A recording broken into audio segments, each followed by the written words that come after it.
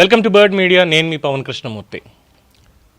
Update ఏమొచ్చింది కొత్తగా చెత్తగా ఏం రాలేదు. పొద్దున్నదే విల్ యూ రియాక్ట్ ఎన్సీబీఎన్ గారు, పవన్ కళ్యాణ్ గారు, stop this revenge politics and remove the draconian UAPA allegedly put on ప్రశ్న రావణ్ జస్ట్ ఆస్కింగ్. మానవ హక్కుల వేదిక వాళ్ళు రిలీజ్ చేసినటువంటి ఒక లేఖ, దాన్ని పట్టుకొని అందులో ఏముంది, ప్రశ్న రావణ్గా తెలిసిన బత్సలకూర జోసెఫ్ మీద జూలై 4న కృష్ణా జిల్లా గన్నవరం పట్టణ పోలీస్ స్టేషన్లో నమోదైన కేసులో చట్ట వ్యతిరేక కార్యకలాపాల నిరోధక చట్టం యూఏపీఏలోని 2 సెక్షన్లు సెక్షన్ 13 మరియు 39 నమోదు చేయడం అనేది పోలీస్ వ్యవస్థ, పాలక వ్యవస్థను మెప్పించడానికి ఏ స్థాయి వరకు దిగజారగలదో తేటతెల్లం చేస్తుంది. అదే ఎఫ్ఐఆర్లో బిఎన్ఎస్ ప్రకారం పెట్టిన పలు సెక్షన్లు కూడా రాజ్యాంగం ప్రతి మనిషికి కల్పించిన భావ ప్రకటన స్వేచ్ఛకి, వాక్ స్వాతంత్రానికి విఘాతం కలిగించేవే.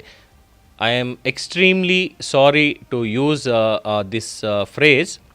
హ్యూమన్ రైట్స్ ఫోరం, మానవ హక్కుల వేదిక పైన పెట్టినటువంటిది ఏంటంటే, మనిషిని మనిషిగా చూడడం సమాజానికి, పాలకులకు నేర్పించే పోరాటమే మానవ హక్కుల పోరాటం అని ప్రొఫెసర్ కె బాలగోపాల్ గారు అన్నటువంటి కొటేషన్. అంత అద్భుతమైనటువంటి కొటేషన్ పెట్టుకున్నటువంటి ఈ వేదిక president K V Jagannatharao garu Srikakulam, vice president U G Srinivasulu garu Adoni, A Ravi garu Amalapuram, G Sivanageswararao garu Tenali, M Sarath Visakhapatnam, S Abdul Rasool garu Anantapur, general సెక్రటరీలు వై రాజేష్ గారు అమలాపురం, సెక్రటరీలు U M Devendrababu Yemmiganur, G Rohit garu Vijayawada, B N Subbanna Anantapur, K Anuradha garu Visakhapatnam, president cum general secretary, ఇవన్నీ కలిపి ఒక ఇచ్చారు లేఖ. దీంట్లో ఏమన్నారు వీళ్ళు, ఈ యూఏపీ చట్టంలో 2 సెక్షన్లు పాలక వ్యవస్థను మెప్పించడానికి పోలీస్ వ్యవస్థ ఎంత దాకా దిగజారగలదో తేటతెల్లం చేస్తుంది.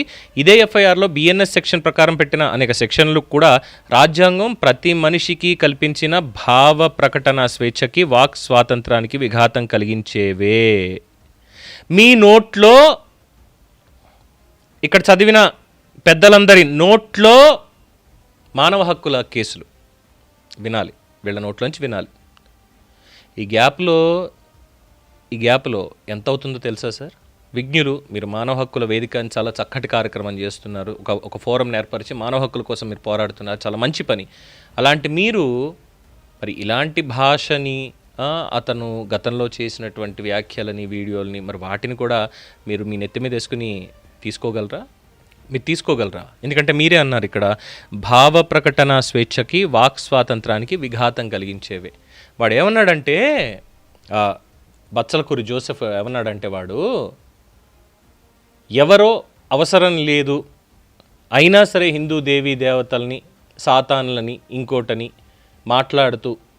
మాట్లాడితే హిందువుల మీద అక్కసు వెళ్ళగక్కుతూ కొంతమంది చేసేటువంటి దానికి బాగా మండి, ఇదం క్షాత్రం ఇదం బ్రాహ్మ్యం అనేటువంటి దానికి కట్టుబడి రాధా మనోహర్ దాస్ అనేటువంటి వ్యక్తి బయటకు వచ్చి ఎదురు వాళ్ళు మాట్లాడిన దాన్నే, వాళ్ళ దాంట్లోనే ఉన్నటువంటి దాన్ని తీసుకుని వాళ్ళలాగే మాట్లాడుతూ ఉంటే, అతన్ని హ్యూమిలియేట్ చేయడానికి లేదా విమర్శించడానికి మాట్లాడుతూ, ఒరే నా కొడకా నువ్వు చెప్పరా అంటూ భారతీయులందరికీ కూడా పూజనీయమైనటువంటి ఇతిహాసం రామాయణాన్ని, అందులో రాములు వారి యొక్క దీనికి సంబంధించి, అరణ్యకాండకి సంబంధించినటువంటిది, ముఖ్యంగా అయోధ్యకాండ అయ్యి కైకేయి అడిగినటువంటి 2 వరాలకి, భరతుణ్ణి రాజుని చేయాలి అనేటువంటి దానికి, అలాగే 14 ఏళ్ళు వనవాసం చేయాలి అన్నటువంటి దానికి కట్టుబడి, తండ్రి మాటకి కట్టుబడినటువంటి ఆదర్శమూర్తి శ్రీరామచంద్రుల వారు అరణ్యానికి ఎగేటువంటి దాన్ని ఏం మాట్లాడాడో తెలుసా?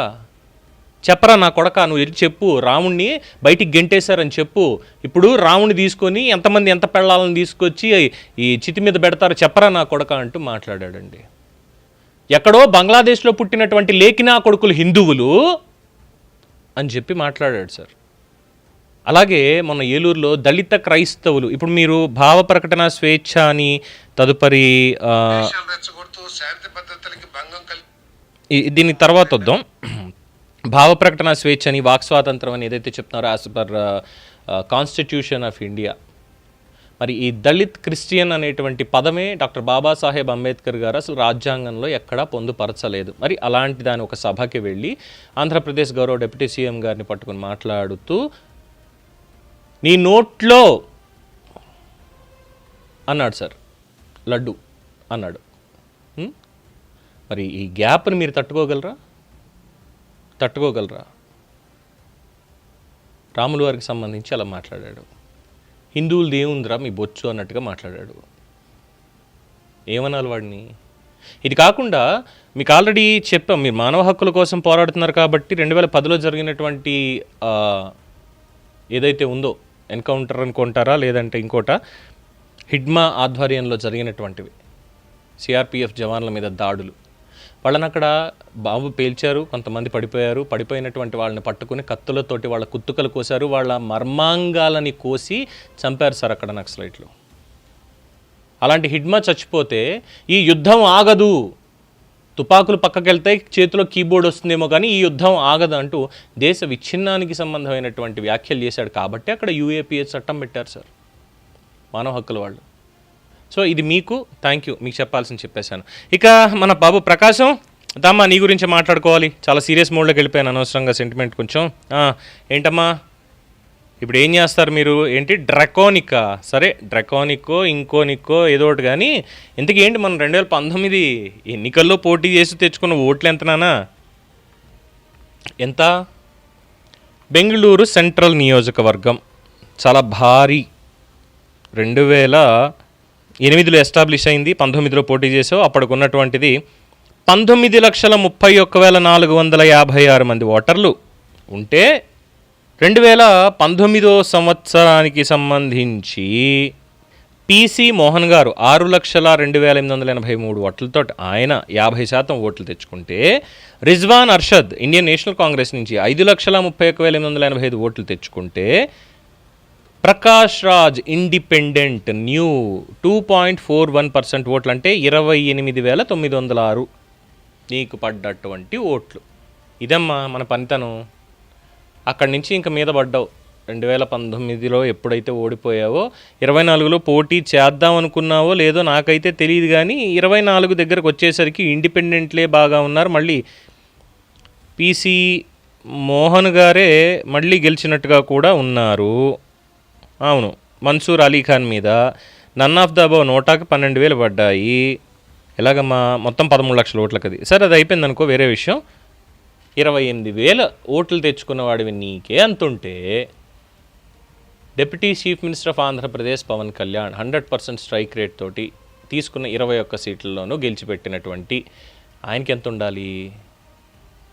అలాంటి ఆయన పట్టుకొని ఇష్టం వచ్చినట్టు మాట్లాడితే తాట తీయకూడదా? బండ్లను అందుకే టార్గెట్ చేశాడయ్యా. మళ్ళీ నువ్వు ప్రజాస్వామ్యం గురించి లెక్చర్లు ఇస్తావు, ప్రజాస్వామ్యం గురించి ఇది మాట్లాడతావు. అవును ఏంటి భయపడ్డట్టున్నావు, నేనేదో నెక్స్ట్ నువ్వేనా అని చెప్పి వీడియో పెడితే దాన్ని ఏదో చేసావుగా. మొత్తానికి మా వీడియోని లేపేశారు. ఏమవుతుంది మహా అయితే అది లేపేస్తే? ఇంకో వీడియో రాదా ఏంటి? ఎందుకు నాన్న అంత భయం? ఎందుకంత భయం? నీ గురించి మంత్రి గారు ఏదో అంటున్నారు, ఒకసారి విందామా? ప్రజాస్వామ్యం గురించి ప్రకాష్ రాజ్ గారు చెప్పాల్సిన అవసరం లేదు. మేము రాజ్యాంగాన్ని గౌరవించి పరిపాలన చేసే ప్రభుత్వం ఇది.